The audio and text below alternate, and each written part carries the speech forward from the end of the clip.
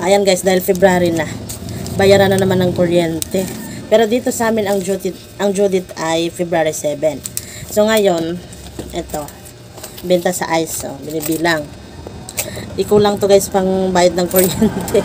Ayan, dahil matumal dito yung yelo, ang gagawin ko ay uutang kay Mr. Ayan, nakautang na nga tayo, ito na.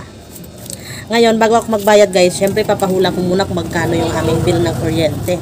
So, dun sa Blue App ko, nagpahula na ako at may mga nag-comment na. Ewan ko lang dito sa YouTube kung may mag-comment kasi kung tilang naman dito yung nagko-comment sa aking mga vlog.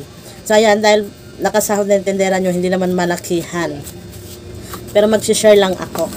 Ayan, magpapahula lang ako ng electric bill namin ngayon.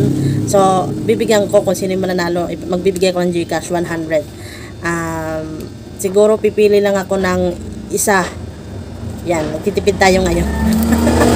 So yun,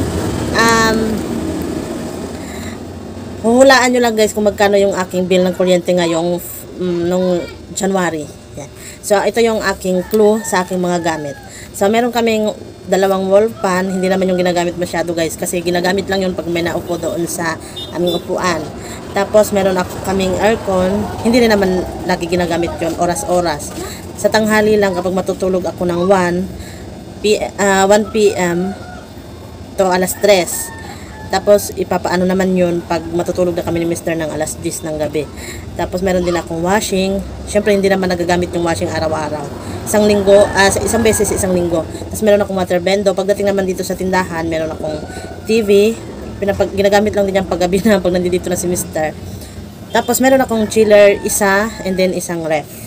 At saka mga cellphone. Yan. Estimate nyo na lang guys kung magkano yung aking ang aking bill ngayon. Yan nyo nga rin pala pag-comment guys kasi hanggang 7 PM lang to. Ngayong araw lang na to yung aking ipapaano kung magkano nga ba yung aking bill sa kuryente.